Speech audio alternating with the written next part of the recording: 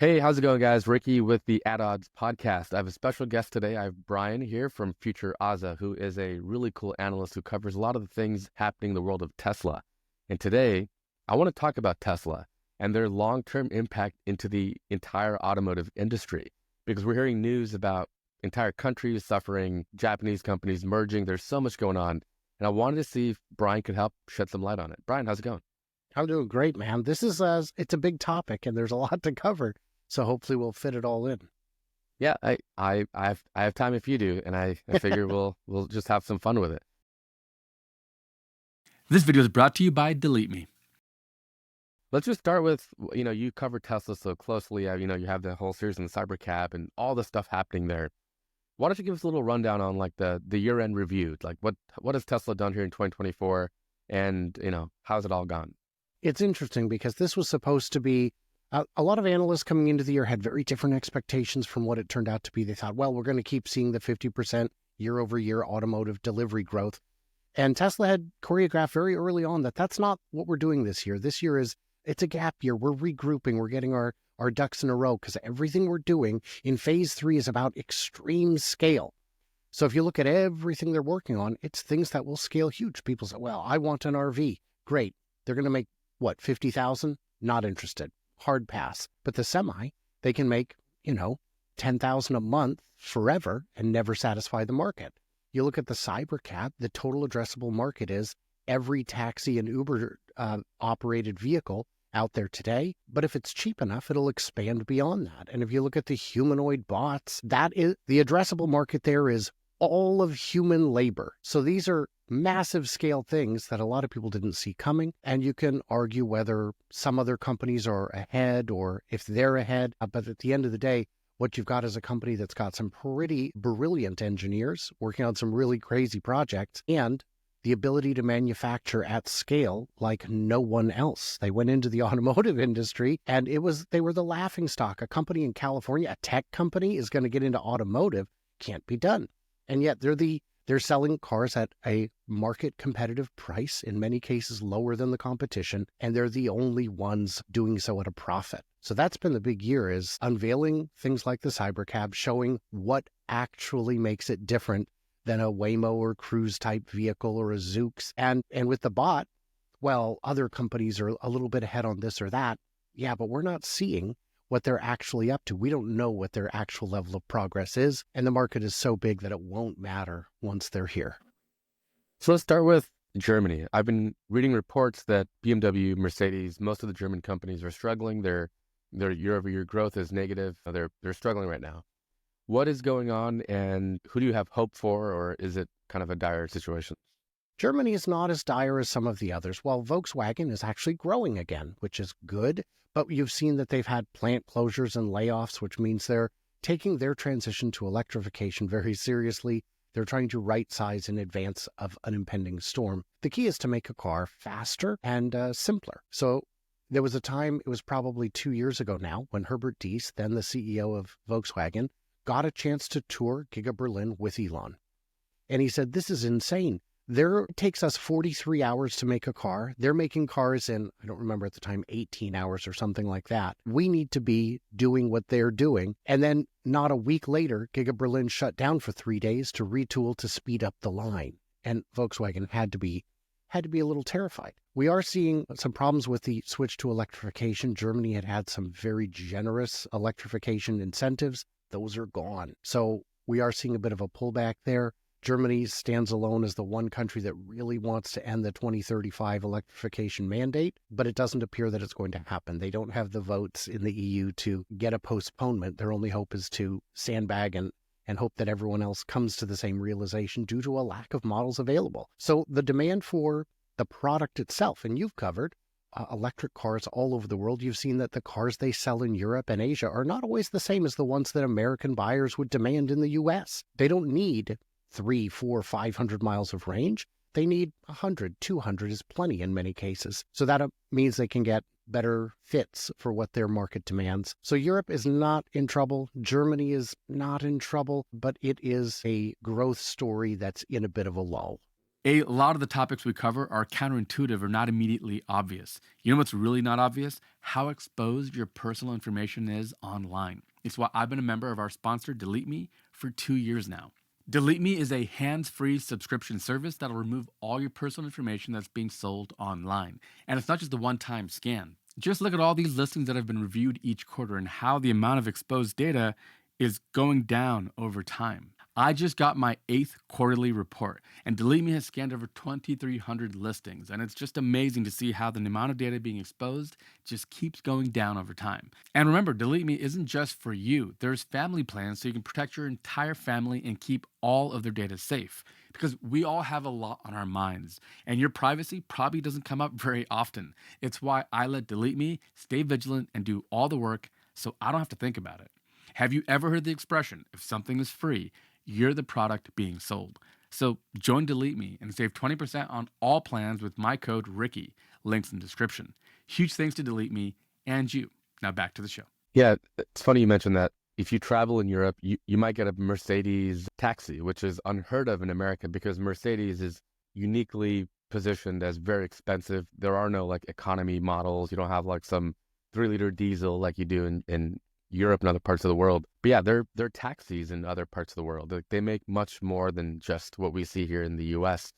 So before we switch to Japan, which I think is maybe even more interesting, what is it about how they're doing things that is like what changes, I guess, with EVs have hurt how they do business? Like, for example, I'll throw one out there. Performance for the longest time was a feature, right? I mean, you bought the BMW because unlike your Honda Civic, which has a 4-cylinder with 140 horsepower, you have 300 horsepower with this twin turbo, inline 6. So performance is always kind of a feature. But Tesla comes along and, you have dual motor, all-wheel drive, basically standard. You're almost hard pressed to find like a rear-wheel drive only variant. And even then, they're quick. Like electrification makes performance so easy. Like it doesn't require billions in investment to make an internal combustion engine with turbochargers and all the other things that have to go into it. You can just build cars that have more power, redo the throttle mapping and give you performance kind of easily. So has that hurt German car brands, right? Like, I mean, I don't need to buy an $80,000 Mercedes when my $40,000 Tesla is probably quicker than it, right? And so that's one example. What else? What else has happened that has hurt how they do business and their positioning in the world? So you're right that that getting speed and performance, getting quickness out of an EV is easy. I had a chance to interview Corey Steuben when he was still at Monroe and Associates, and he said, yeah, making a fast EV is easy. Put a little bit bigger motors, put 2, 3, 4 motors on it, you've got a rocket. Whereas getting over 1,000 horsepower from a car and making it go 100,000 miles is very difficult. It is new engineering that has to be solved. So that is an issue. But the bigger issue that Europe is facing, Germany specifically, Germany has a lot of manufacturing power. They've got, Volkswagen, Mercedes, BMW, Audi, Porsche, all of those.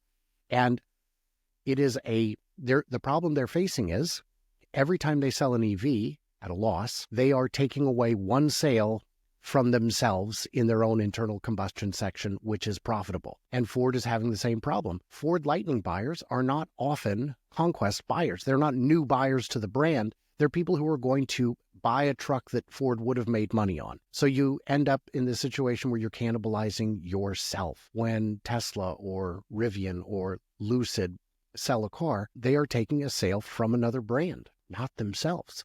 So that's the real problem. The second problem is you get stuck in doing what you've always done. And that's true of every company, including Tesla. Why does the Model S and X still use the Japanese Panasonic 18650 cells when Tesla has 70s out of Nevada, 4680s out of Texas? Surely those must be better by now. Well, because it's easier than changing it over. Changing it over takes time, it takes money, it takes resource and commitment. Now imagine your entire business is internal combustion and you want to take the wheels off that car while it's on the highway. It's really hard to do.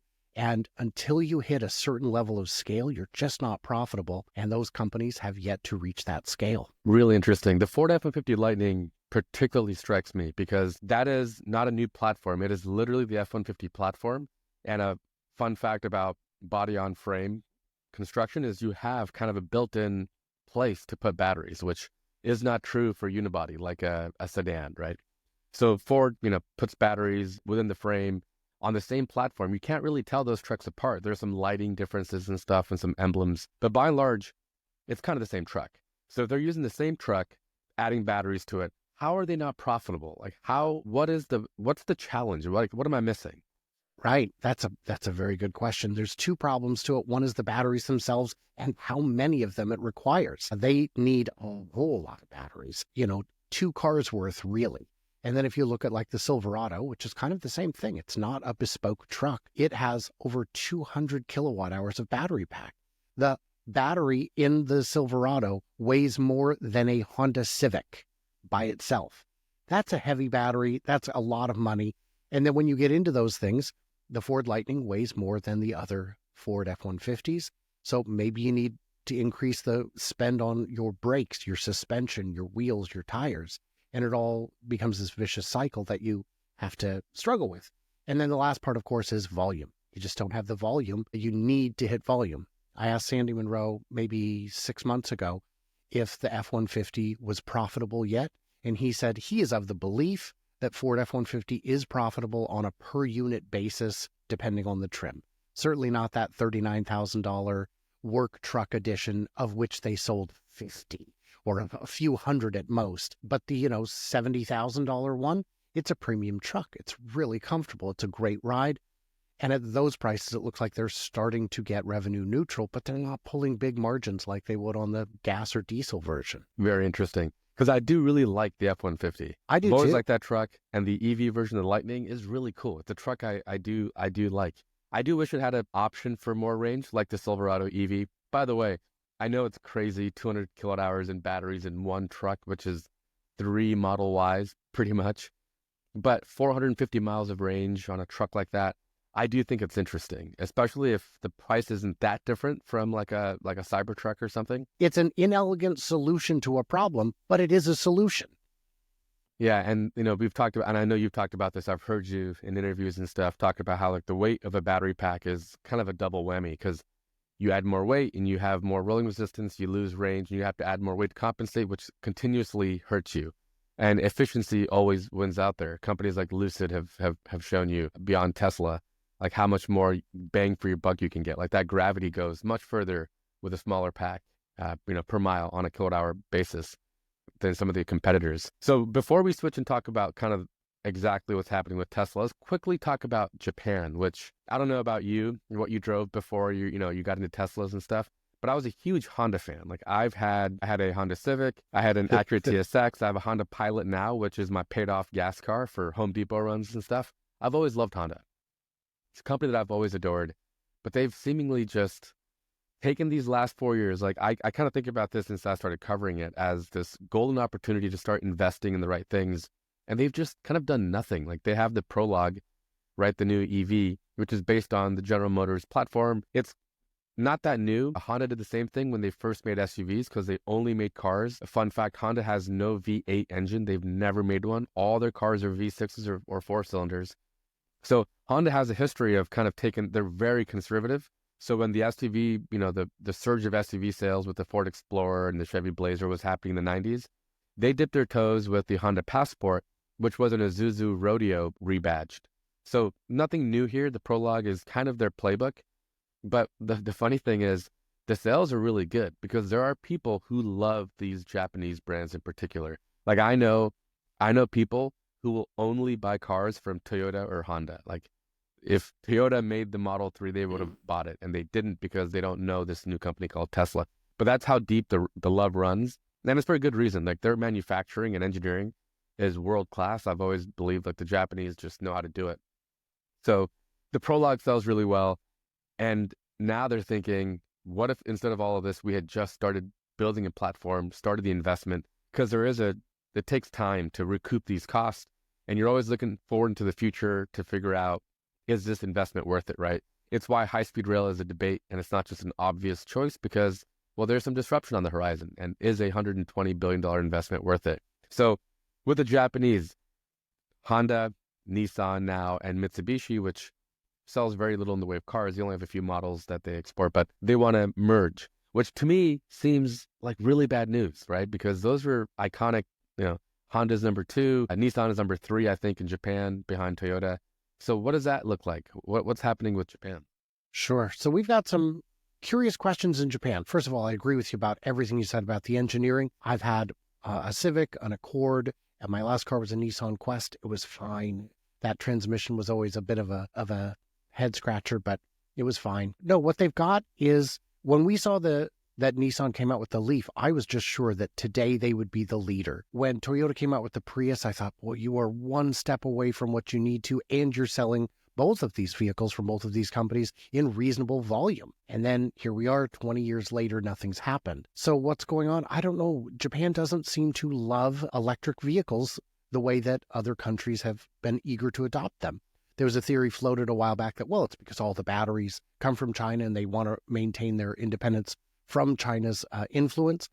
But that wasn't true 5-10 years ago. Panasonic was the world's largest battery manufacturer, and that is Japanese. They could have locked in the minerals around the world, and especially when it comes to the newer chemistries, lithium iron phosphate as an example, getting the minerals is quite easy. Lithium, iron, and phosphate are easy to acquire anywhere in the world, relatively speaking. It's as easy as getting copper. So why are they delaying? That's a tougher question. The Honda Prologue, or as I call it, the Honda Blazer with CarPlay, it's fine. It's a fine car, and they are selling in tremendous volume. It is the brand loyalty that's saving them. I talked to a gentleman at a convenience store who just rolled up in his brand new BZ4X that didn't even have plates on it yet. And I asked him, why? Why? First, just why?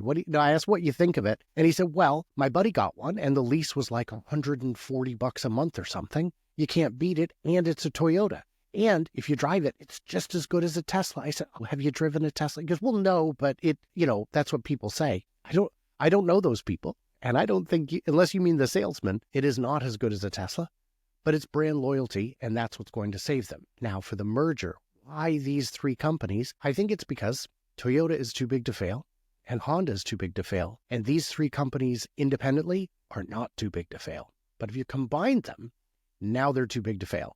And I can see the government saying, well, and we don't have to kill off the brands themselves. It could be like Alphabet owning Google and Waymo. It could be, the Japan national, great motor company with those three brands still within it, but it would allow them to. Nissan has the Ariya, which is a pretty serious car. It is fine. It is. There's nothing wrong with it. Is a nice way of saying it's a good looking car, and it drives nice, and it's peppy. It's got everything you'd want, unless you're looking for autonomy, in which case there's not as many options. But it's at least something. And what you see is like Hyundai and Kia being basically married, they get to share a lot of their expertise. That means their R&D budget can be lower because they can spread it out across more units across the multiple brands. Good. That's a really good point. Yeah, the autonomy is an interesting one. I think we can get back to that in a little bit. I think we'll come back to, it's like Tesla's disrupting on so many fronts that now it's not enough to make a profitable EV. Now, even if you make a profitable EV and it's good and it drives well, it has all the performance, if you don't have that component and people are looking for that, you're still kind of out of luck, which is tough. It's a really tough environment, I would imagine, to compete against. But let's switch gears and talk about Tesla now. I've been thinking about something I want to get your opinion on. One of the things I've noticed about my car, people have talked about how their cars are getting better over time. And it's true, right? I mean, the software updates over the air is unrivaled. Nobody else, they are a tech company. They're a Silicon Valley through and through, and it kind of shows. But here's some tangible examples of how that approach to building a platform, software-driven, everything kind of integrated, is really starting to pay dividends. Let's talk about blind spot monitoring. If you ever see those cars that have the little yellow light that comes in on the side view mirrors, that's a widget you have to buy from some manufacturer who installs something in your mirror. It's looking at your blind spot and it lights up when it detects something. So the cool thing with that is even a Honda Civic or the cheapest cars today can all have that, because all you have to do is be willing to pay that unit basis price to add that widget, right? Now, Auto High Beam, for example, is another one. Auto High Beam is a kind of this little mini CPU, some cameras usually or something that lives on top near the rear view mirror and looks forward and turns on the high beams, turns off the high beams. And again, if you want to add it to your car, you pay the unit basis for it and you've got it. My car had none of these things when I bought it, right? Oh, and cross traffic, right? Cross traffic, if someone's coming up behind you, you don't notice when you're backing up, or opening the door. If there's somebody zooming by, the Tesla's now the latest update, it'll the first time you hit it, it'll make a sound and kind of warn you, like, I'm not going to open the door right now. You should probably not do it. And then it would open up the second time, potentially saving your door or the life of a bicyclist or something. But those are all features the other cars could potentially add by subcontracting to that vendor who builds that part. Tesla doesn't do any of that. All that stuff came from their basic stack. What they've kind of done, the disruption component of the automotive industry for me is they don't have a lot of trims. They don't have the cold weather package and performance elite package and this thing, and they have none of that. They just build their cars. They all have cameras. So if you have a camera, it's just a matter of putting a couple of developers on that project to make auto high beam work. And I remember when that first came out, it was horrible. Auto high beam, when it first came out, was unusable. I was blinding people in my neighborhood. I turned it off and I kind of forgot about it. And then 5 or 6 months later, I tried to turn it back on and it was fantastic. Now it's as good as any other thing. But to add that feature to millions of Teslas that were already sold cost them technically just a development time, upfront. No unit basis and no new component. Same for the mirrors, I remember the Honda Civic touted like in 2018, they had this thing where you turn the left blinker on and the little camera shows you what's happening over there. Tesla's like, I could do that left or right whenever you want. You can have it as a feature because we have cameras. We know the blinker turns on, right? Here's a new one that I've been asking for a while, and this is a small one. But now I can control the passenger seat from the screen. So that means that even the passenger seat, the actuator, the positions, the sensors tell you where, all that stuff is going into the same one computer. So you can add a feature to move it. One thing I would like to see added would be when if I'm driving by myself and the previous passenger put the seat way back, I like to have that passenger seat right at the B pillar so it doesn't block my view any more than it has to. So imagine if no passenger is detected, just automatically move to this position. I would love that, right? Because I'm a little anal about stuff like that, but I like things a certain way. But that could potentially be Ricky mode, and that could be a feature that if I was loud enough on X, they could do. So that's one component. I'd love your thoughts on that, and then other examples of how Tesla's bringing profit and margin to this game, which is very razor thin. Cars famously are pretty low margin things, but high volume. But what do you think? So those are great examples. What you see when a normal car company comes up with a new thing, and we've all seen this, is they develop it, they put it on the pile, and next year, maybe next full refresh, they will add it, and it will be something that you pay extra for. That's what Wall Street really wants to see. There have been moves to try and get Wall Street people onto the board of directors of Tesla, and that's what we would see is all of these updates would become paid features that you would have to buy. And that's great for the short term, for the quarter. You add, a couple million in revenue for some kind of new update that you got, some new feature. But now you've got every car on the road running a different version of the software. And you have to validate that. And the long-term cost becomes ridiculous. So by Tesla putting everything into it comes one way loaded. There's very few options. Like you said, you go onto an online configurator for almost any car, you will find the options will take you a half hour just to click through to find out what the car even costs. But by putting everything in, it makes manufacturing quicker, simpler, cheaper, and by every wiring harness being the same. On my Nissan, I didn't have the correct package to have blind spot detection. That's ridiculous. You paywalled a basic safety feature. And the side mirrors weren't heated either. So a few times a year, I'd have to deal with that or just not deal with it and hope they thawed before I needed to see what was around me. That's ridiculous. So these just happen. You don't end up with extra wiring harness you're not using. You've got exactly what you need where you need it. And by being able to change it all in-house, like you said, if they want to add a feature, they have to go out for bid, get it designed, tested, validated. With Tesla, there have been things like dog mode, where someone said, look, I've already got the cabin climate controlled, but people don't know, so I have to put stickers in the window that say my dog is fine. And I think that one took a week. A week later, everyone's got that on their car. Another example was early in the Model S days, the Model S would lower quite far to the ground at highway speeds to improve aerodynamic efficiency and reduce your drag. And a hitch came off the back of a pickup truck, got jammed under the battery pack and punctured it, resulting in a fire. And Tesla said, we've got 2 fixes for this. Everybody gets a new underplate. And also, I don't know if you noticed, but last night, everyone's car now rides 1 inch higher on the freeway. Whoa, that's insane. Really? Oh, yeah. If you had a legacy Model S from in like 2013, 14, it rode 1 inch closer to the ground at highway speed. They just fixed it so that now objects can clear the car easier. Ridiculous, so easy. I don't remember if it was Motor Trend or Car and Driver, one of the big ones, Road and Track maybe, took the Model 3 out and tested it, said, bad grade, it doesn't stop quick enough. And they said, doesn't stop quick enough? That's not right. Will you test it again if we fix it? They said, yeah, if you fix it over the air. So they pushed it to all the cars. Now it stops quicker. 5 stars. I can't believe they fixed this for the entire fleet over the air instantly.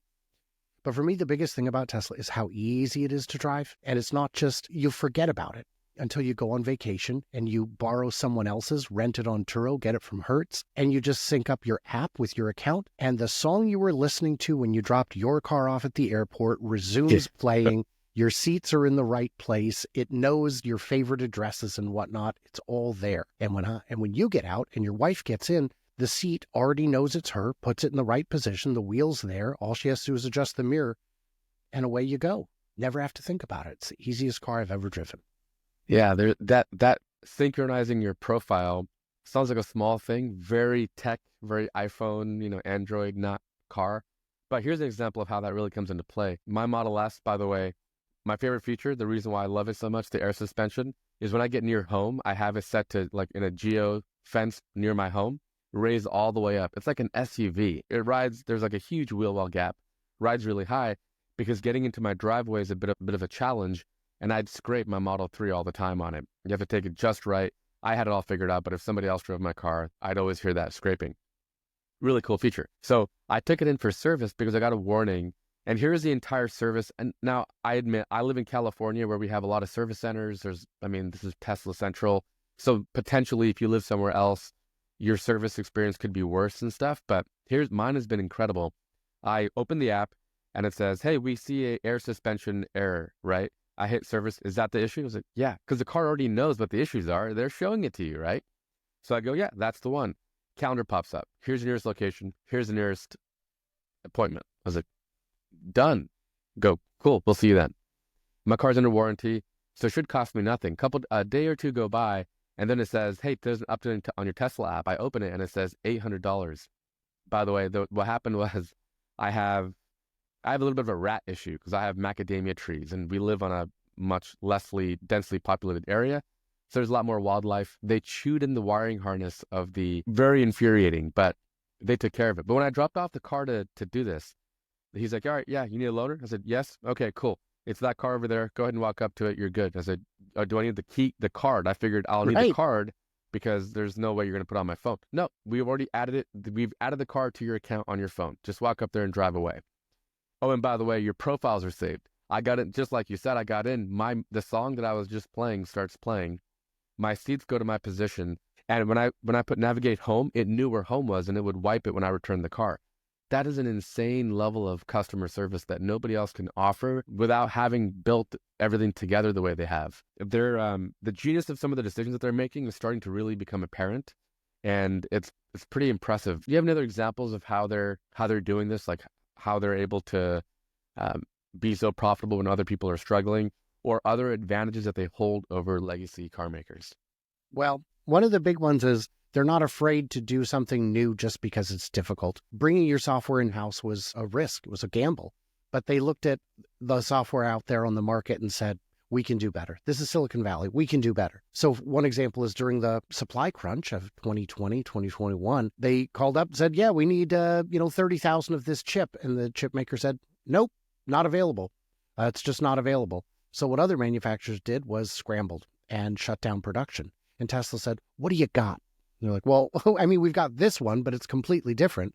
They said, ship it. Just ship it. And by the time it gets here, we'll have the firmware written for it. And they did this 19 times during the shortage. They switched chips. And in some cases, they found, well, this one's overpowered. We'll give it 2 functions instead of 1. And these are the little chips that do things like handle your windows or, buttons or something like microcontrollers. But the other manufacturers saying, well, when will the chips become available? Look, the machine broke. We're not building it again. It doesn't make sense. It's too expensive. We were just running this machine until the wheels fell off, and fall off they have. So that's one good example of bringing it in-house. The other is people like Sandy Munro have been saying for decades to manufacturers, do bigger castings. The upfront cost is tremendous, but the savings is ridiculous. It will not just be a cheaper piece than all the stamped steel. It'll be faster. The amount of space it takes is less. And then you've also got the fact that building on something that is already perfectly square, and by square, I don't mean right angles, but, true, plumb, it means that you're stacking errors, because the higher you go up with stamped items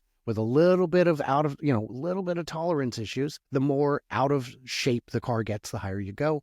If you start with a perfect foundation, you're going to build cheaper, quicker, easier. And then with the Cybertruck, they said, look, do we need a paint shop? Paint's expensive. You can spend hundreds of millions on a paint shop, which means if you're only going to make millions of cars, that means you spent hundreds of dollars per car just to have the paint shop. And it increases the time. And by getting rid of a paint shop, it shortens the line, it reduces the cost of the line, it reduces the cost of the car. But really, it means that you don't have to leave everything in the attic for a full day to dry before you can work on it. Really good point. Let's talk about Cybertruck.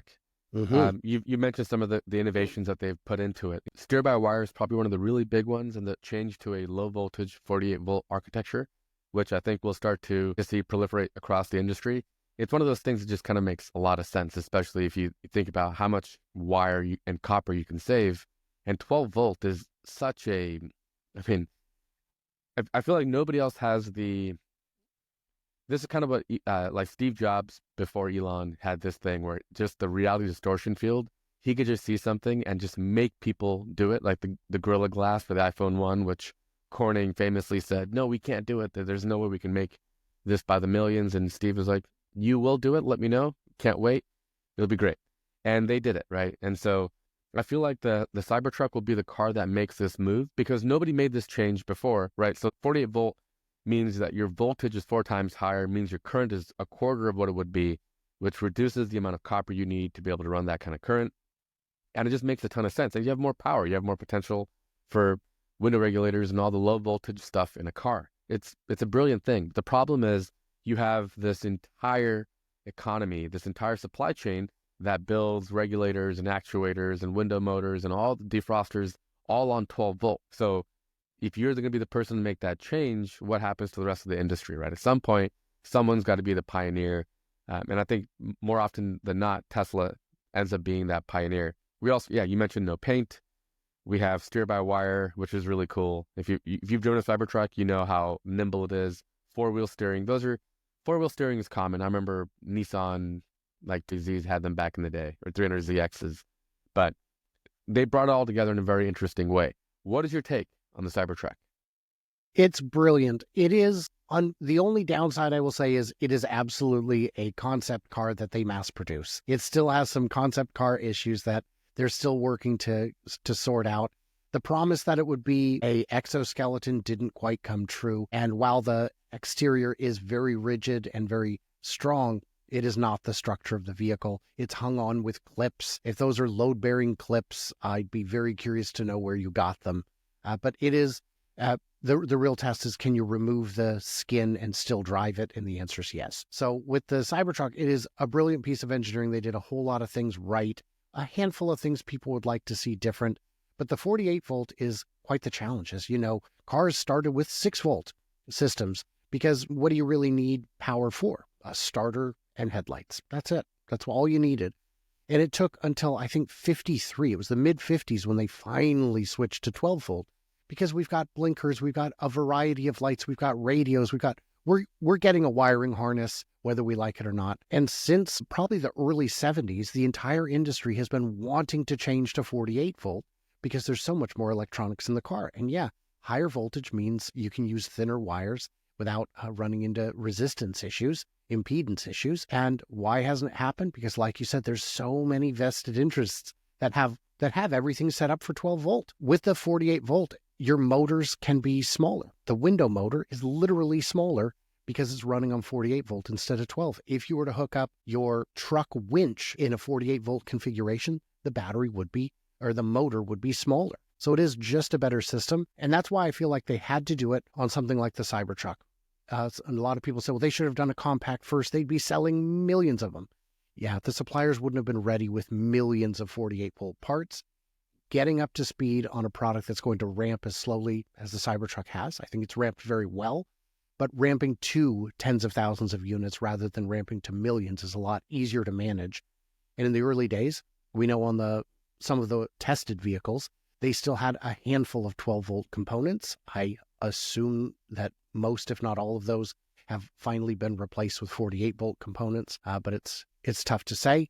The big thing, a big innovation that I love, and in theory, any manufacturer can do this. In practice, we haven't seen it, is the digital twin. When they manufacture the car, there is a digital twin in the computer that is exactly what your car is. It knows every bolt, it knows every serial number, it knows how many foot-pounds of torque went into every fastener and whatnot, which means in theory, you could have a recall that affects as little as one vehicle.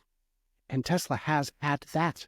Tesla has had at one time a one vehicle recall. And that makes news because that's exciting. If that was any other manufacturer that have said, well, it probably only happened on one vehicle, who knows which one? What are we going to do? Recall 10,000, 100,000 to find the one? Never going to happen. So it means more safety, better everything. And because they can do over the air, like you mentioned earlier, only Rivian, Lucid, and maybe one other. I think Porsche is set up for over the air, but I don't know how many they've done. Over 99% of the vehicles Tesla has recalled have been over the air recalls, meaning you didn't even notice. It was a software patch. Is your Android phone recalled every time there's a new version? No, come on. Yeah, we need a term for that, for sure. Yeah, patch. So I'll say my biggest gripes with the Cybertruck, what's kind of keeping me from buying one. One, it's just really expensive. And I'm a performance sedan kind of a person. I like low to the ground and sporty. But I wish it had the 6-seat option, which they showed early on. Because, I mean, it sounds like 5 to 6 is not a big deal. It kind of is, especially if you have kids and for us, it would make a huge difference, like having one more little jump seat. I would love to see that changed. Also, I've seen those camping mode things where you have these goofy covers over the windows to get the HVAC to the back because there's no way to get the glass down. I mean, you know, you got to give credit to the Silverado EV. They've kind of nailed some of that stuff. I would have loved to see a little bit more of a pass-through or some system of getting back and forth. And finally, the range extender, which I think is super weird and goofy. It's expensive and eats up into your bed. It kind of, I don't know. I feel like what they should probably figure out is a way to get a max pack in a traditional way, like the Silverado. There are safety concerns when you stack batteries, obviously, like the heat. And Tesla's never done a battery stack. They've in a lot of ways they know what they're doing. Like they've done it well for so long. All their stuff is largely cylindrical, right? It's not double stacked, but we'll see. Those are kind of small gripes. By and large, where I live, they don't even get attention anymore. There's several on my mountain where I live, on my hill, and no one cares. Like I'm sure if you drove one in, smaller parts of America, like more rural areas, people like, what is this crazy thing? But all that is kind of gone. It's just another truck, but it is a really cool thing. And I love the ambition. I love that it's different. There's nothing like it. It's not just traditional, boring stuff. And that's kind of what we turn to Tesla for. So let's talk a little bit more about two other things I was thinking. One is dealerships, right? Like dealership network, which in my mind, it's killing these other car companies. Like, how would the thought of having to buy a car from a dealer again, it's just grating. Like, I don't know that I would want to do it. Which is a shame because like the Porsche Taycan is a great car, right? Or the Lucid Air is a great car. I love the Rivians, for example. And soon they're all going to have NACS, right? The J3440, the new standard for the North American charge plug, which again, Tesla pioneered and kind of dragged the industry, which is the right move. I hate CCS. It's such a goofy cable. In the cold, it's really hard to articulate. Had to do it recently. So if they solve all that, the problem is you still have to go to a dealership to buy it, right? Then there's unions. So let's talk a little bit about dealerships and unions as kind of two things hanging by the neck of legacy auto that, I mean, unions are tricky and political. I understand we don't really need to get into the politics of it all, but is it better to have a company that exists or one that you've made so difficult to make cars that they're going to have to file for bankruptcy, right? I mean, so let's tackle the dealership part of it first. Lucid and Rivian both have direct sales. Right. But the state networks the dealer networks are so abusive with their power because they are in with the legislature. Often they are literally in the legislature. And for example, in Washington State, Rivian is not permitted to let you have a test drive. You have to go to Oregon if you wish to test drive a Rivian. It's so dumb. Now Tesla can because Tesla was grandfathered in. Rivian didn't get in time No direct sales test drives. Very dumb. If you're a new company, so people say, well, Scout might do it. Scout could afford to do it, to set up their own network. But setting up your own network, again, it's this double-edged sword of the system that always worked. And if you and I started a car company today, we can't afford to build out a network. We would also sell to dealers, and then we're stuck forever. There's no getting out of it. Cadillac made an offer to their dealers, a year or two ago, saying, we will be direct selling these. If you don't like it, sell us back your dealership. We'll purchase back your franchise from you. And many took the buyout and many did not. But they are on the new contract. We will be having direct sales with fixed pricing. I also could not go back.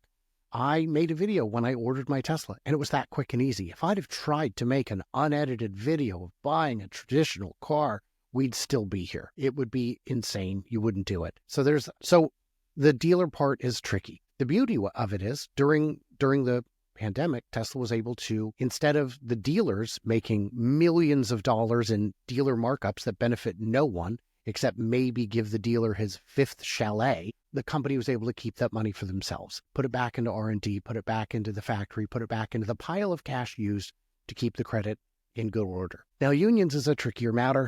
Of course, with auto unions, those sprung up at a time when manufacturers were very profitable and did not treat their workers well at all. It makes good sense. But the UAW is very different from other unions in the country. And American unions are very different than unions in other parts of the world. And when the big strike came, I said, my prediction is they'll get half of what they asked for, because if they get everything they asked for, they will negotiate themselves out of a job. And they got everything they asked for, and now we're seeing plant closures. And surprise Pikachu face, I don't know how that happened. Well, don't you? Because you asked for, these are, but the CEO gets all this money. No, the CEO gets stock. The union was free to negotiate a request for employees to get stock, but the unions didn't necessarily want the workers to be owners. They wanted to keep those two groups separate. So what do you do? I mean, we're seeing union pushes in all the factories. Rivian made an agreement that says once we're profitable, you can unionize, which is a great way of saying we're never going to unionize. No, I kid. Rivian may turn it around yet, but they are in a very deep hole, and Rivian does make a fantastic product. So yeah, with the unions, it's tough to say. Tesla workers get paid better than most union auto manufacturers before you even count the stock compensation, and there is stock compensation. So I think the trick is you gotta be profitable first. Yeah, in both cases, we want good outcomes. We want the workers of these companies to be compensated properly, to have good lives, to live the middle class American dream, or the dream of all people who go to work every day. But it can't come at the cost of killing the virus can't kill the host. Like that's probably bad turn of phrase, but we can't destroy the companies that we work for, because then there would be no jobs, right? It'll just be companies in other parts of the world building cars, and it would be a tough thing to balance. But it is interesting when all these factors come together. Charging infrastructure, we kind of slightly touched on that, but I will never buy a car that doesn't have access to the Tesla supercharger network. Historically, that meant Tesla only. It's the only EV I've ever owned. Now that they have opened up, it's interesting. There's some other ones I'd consider, and I'd hate to only buy cars from one company, even as much as I might love them. But we kind of sorted that out. But there's so many challenges that seem to be in the way. It's interesting to sit here and to kind of project out into the future, because right now there are some companies that are struggling, but they're all kind of staying afloat. But things can change quickly, and ideally that we would figure out what we're doing in terms of these things. The dealer network to me just seems like an easy one to try to address, because middlemen they're not helping the consumer. You're paying more money, and Ford or Toyota isn't making more money. Their margins are cut. They're just more people sharing the pie. And it's going to be tough for these car companies. I would push back on that and say, how many cars would Ford or Chevy or Toyota sell if they didn't employ high-pressure sales tactics? How many people that drove out in their new car today did not want to buy a new car today, but found themselves trapped in a room by a shark with only one way of escape? And I think that's something they're also aware of, is that you have to have a product that sells itself. And when it comes to, certain brands are more appealing than others. Yeah. And even when some of these companies build good cars, it always breaks my heart when they don't sell well, because it's such a bad indicator for them to want to continue investment in EVs. The Mach-E is a pretty cool car. I had a Mach-E rental, which was pretty cool. My first time getting an electric car as a rental car, because typically when I go places, I have so much on my mind. I don't know where I'm going to charge it and stuff. Tesla might be different, but the Mach-E was a great car. The only real challenge is it took me an hour of sitting at an EA charger to charge it up before returning it.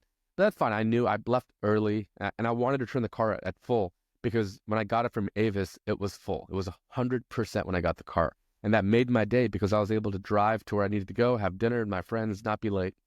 So I wanted to return the car in the same state because I wasn't sure how they charge it or what they do. But it's a great car, but it hasn't sold that well, has it? There's other examples of this too. The Rivians are great. I love some of the Lucid Air is a great car as well. I mean, styling is going to be a little bit subjective, but it's a great car. It handles really nicely. It rides really nice. And to my eye, I think it looks pretty good. I'd probably change the back a little bit, but even if when people put their effort into making a great car and it doesn't sell well, what do you attribute that to? Boy, for a long time I said it was because they weren't building enough, but then we saw the glut of F-150 Lightnings stuck on the lot. I went on Auto Trader maybe 6 months ago and looked and found that something like, at the time, a quarter of every Lightning ever made was still on a lot somewhere. And it may have been more like a year ago, but it was a very discouraging number. The price is too high.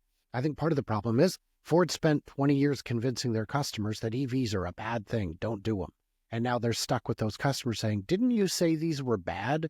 Yeah, we did. We said it really loudly too. So I think it is very discouraging when you see, like, Honda had this adorable little electric car. I think we saw it in Farnborough last year. It's adorable. It's a little city car, gets like 100 miles, 130 miles of range. They never exported it, not at least to the US. They may have exported it to Europe, but I think part of it is the manufacturers don't want to push too aggressively on something that's going to eat into their own business. And yeah, part of it is the cars just aren't compelling. When they say we can't make cars that people will buy, what they're saying is we can't make them that people will buy at the price at which we're selling them. Everything will sell for a price. It's a good point. Ideally, they're going to get closer to that as time goes on. Expertise, supply chains, they're able to bring the cost down, make a profit.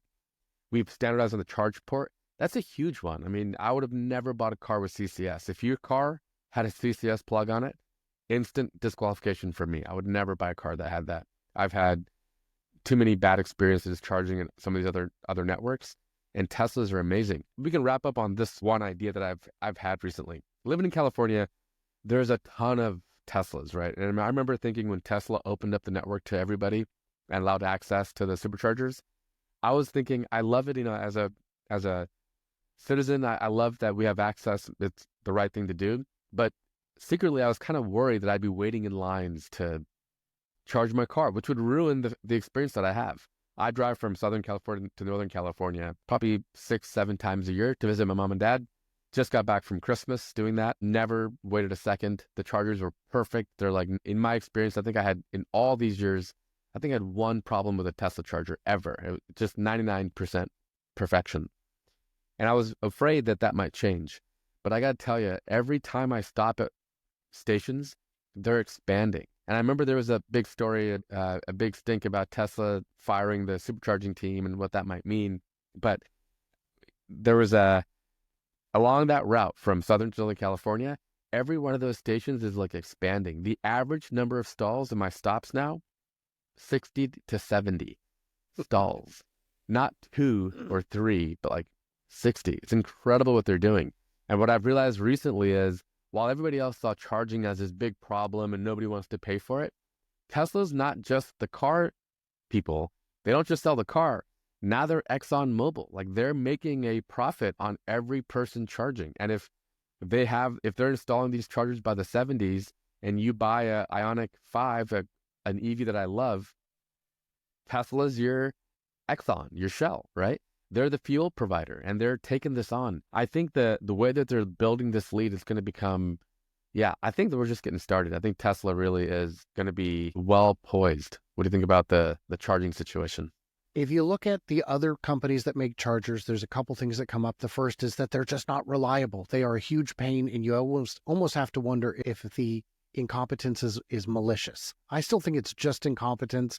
But boy, it's really tough to tell. The second part of it is, what does it cost to build each charger. And if you're Tesla, the answer is a third of what it costs anyone else, because they have managed to make it into an assembly line product, a finished thing that they just bring out, hoist into place, 4 stalls at a drop, and it's ready to go. It can be wired up before they get there. They drop them in. 24 to 48 hours later, the station is complete. Now, it may take another 6 months to get your permits sorted out. It may be that the city needs to bring in a new transformer to handle the load, but it is insane. And when you talk about those routes where there's big stations, if you look at like Kettleman City, there's another charger across the highway in the mall parking lot. I was just there.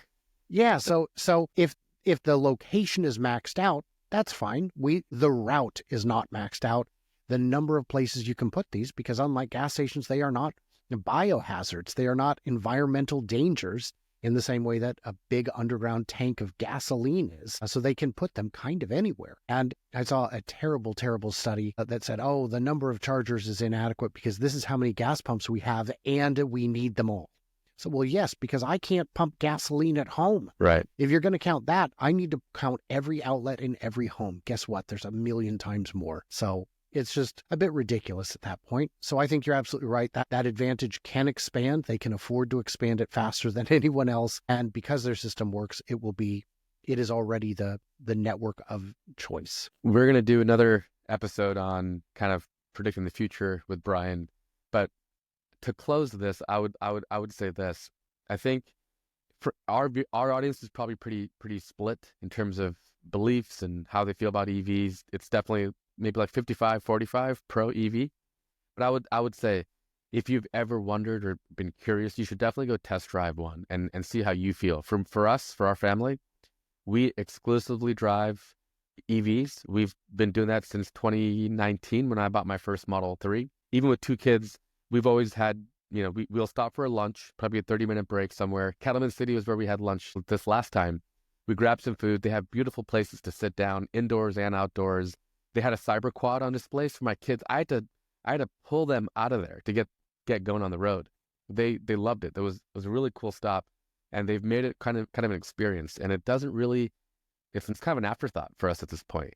Well, after that, a couple 100 miles later, we'll stop somewhere for 15 minutes or so, get a cup of coffee, stretch, and then we're home, right? And to your point, when I get to my mom and dad's garage, by the way, new feature, you can set how much charge you want on arrival. So why does that matter? Well, if your mom and dad have a level 2 charger, put it to 5%. And so you can save time on the charging, get home with 5%, plug it in and have a full charge the next day. If your parents don't have a charger, put it to 50%. Stay longer. It'll tell you, okay, cool. Now you can leave, and it'll get you home with what you're after. They're thinking about things so far ahead at this point, and it is an absolute pleasure. I love all EVs, Brian. I know you do as well. Just a proponent of not being afraid. I'm not in favor of mandates. I think mandates do a lot of harm. There are a lot of people who hate EVs purely because the government is telling them to buy one, and I think that's the harm that it does. I just think that if you make a really killer product with incredible benefits, like I spend so little on fuel. I have solar at home. I could not imagine going back. I fill up my Honda Pilot, the gas car for Home Depot runs 3 times a year, and it costs like $80, and it's painful. And I've forgotten how horribly painful that is. So there's a lot of benefit, and what Tesla's doing is an interesting, evolving story. I kind of felt like Tesla's story was told, they were kicking butt. But every time I look back over the year and I think, wow, they've really done new things that are going to push us forward. So we'll keep covering it. And I'd love to have Brian back because I love your insight. The supercharger installations is very interesting. I'd love to learn more about that. But do you have any closing thoughts on Tesla? Looking forward to 2025? Well, this is an exciting time for all these brands, and there's going to be hopefully some winners and losers that we'll see starting to take shape, because we need more winners in this space. Rivian, I've heard rumors that they may be showing a profit sooner than expected. That would be wonderful news. They've done a lot to simplify their designs and manufacturing. The engineering is great, and they're doing good work, and their software is so good that Volkswagen wants to use it. And I think that's a real testament. And then we've got, my thought on mandates is that mandates on people is difficult because everyone's different, but mandates on companies for what they need to be doing is more reasonable, because if a company can shave half a penny while only doing something as simple as causing cancer, they will do it. So sometimes companies need to be motivated to do the right thing. It's a great point. Thank you so much for coming on. Really appreciate it. And yeah, sign off in the comments below. I'd love to know what you guys are thinking and other stories about what's happening with the world. It's really fun to kind of put perspective to what's happening, and we'll keep covering stuff as it comes. Thank you, Brian. Appreciate you.